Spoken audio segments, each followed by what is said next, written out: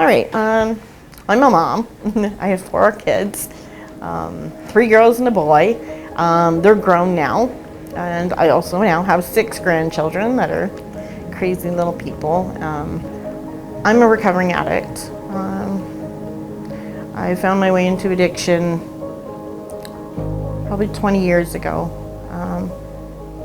My life was falling apart, and I was probably the last person people thought would turn to drugs. I was like a mom. I had, the golden retriever, the minivan house. I volunteered, for brownies and did lots of things at the school. But as it happens, life happens, and I wasn't coping anymore.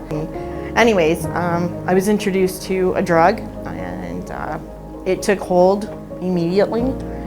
Within a month, I pretty much gave up everything I had, including my children, and went to the streets. It took apart my life so fast. I was before that, I was the kind of person who thought those were choices people made, and there was choices, but the addiction was stronger than anything I had to fight it with. It was ups and downs of trying to get clean, trying to live, there was homelessness, I was in and out of hospitals, I was really, really sick.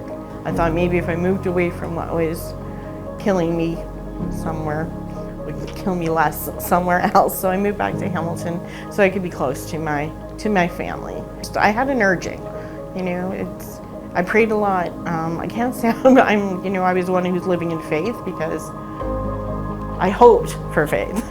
I prayed for it. I prayed for change. I am a believer, and I always was. But I always said I'm the hooker on the corner who's praying to God, not for money to come my way, but just so that I survive another day, so that maybe I can live something worthy. So I came back to Hamilton, and I think that's really where my faith journey got relit. Like that fire in me became more. So like I said, I moved to a little place around the corner here, and I tried to find things to do with my day that was not using, because like I said, I was battling. I was, it was week to week, day to day, month to month. Sometimes, I tried. Let's just say that the folks at Helping Hands, they see me at my worst. They see me come in here, get coffee, and go right across the street to feed my addiction. But they also see me when I brought in my grandchildren and was, the good times. I started going to the church program that they offered. It was called Raw, and it was on Sundays. It wasn't every Sunday, but I was part of a regular group, and there was maybe 6 of us that were diehards. And that was a really important step for me. I mean, I knew I was still falling apart. I was still using, and I was still fighting. But I knew that I was healing at the same time, if that makes sense. And this place provided that for me. I mean, there was other places that fed me and talked to me and gave me the basics, but this place helped the spiritual healing. Too often, ego gets up there and it's well, I did this or I did that. And I know in my heart that, especially when people say, you've come so far and you've done so well, you should be so proud of yourself. And I struggle with that because pride, I don't know if is the right word of how I feel. I feel blessed. It's a gift. It was a gift. Recovery, it's a gift. Addiction's a spiritual disease, first and foremost. I mean, a lot of people see it as a physical, but even, everything about mental health and homelessness, it all kind of starts, I think, and I feel very strongly that it's a spiritual connection that we don't feel we have, and we feel broken, and that piece is missing.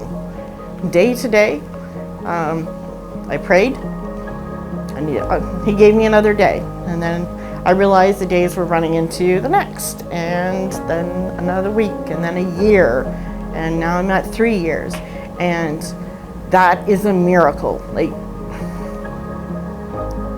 I can't even begin to, I was the person that people lost hope. They may not have thought I'd be the person to find addiction, but a year later, they didn't believe I had hope.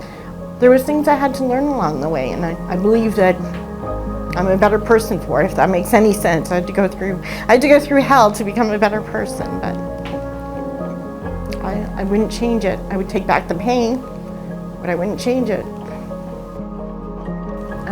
Giving back for me is extremely important. It's been a really important part of my recovery, but it's also an important part of life, and I've seen that in all stages of my recovery, whether it was when I was falling apart on a daily basis or when it was, I'd have a few months together, but I see it in others around me too. It gives us purpose to give back, and I think that is the blessing in itself. And I think some of the best opportunities to give back is just sitting down and listening to somebody, sharing their peace, sharing their struggles, and saying, I've been there, listening to someone and just knowing that they may need to get that out. It was that way for me. Sometimes the most healing was when someone listened. And I think God does that for us. I think that He wants us to do that for others. The idea of Project Hopeful, that seed was born probably from my experiences out there, thinking about this would be so good if this was available, or just seeing what other girls were struggling with. And I like to think of it as, we're God's children, and we're out there, we're planting seeds. He does the rest. It's helped, we plant it, but it's also up to us to try and help nurture it a bit too. We can't make it grow, and we can't force somebody's life to change. But we can give them opportunities, and we can show them a better way, even just in the way we're living ourselves. Project Hope is just that. It's about hope and having hope. Because hope's hard to have when you're at the bottom, or when you feel like you're at the bottom, when the world hates you and you look in the mirror and you don't like what you see either. I tend to care about those who are struggling. I want to advocate for them. I want to be the voice.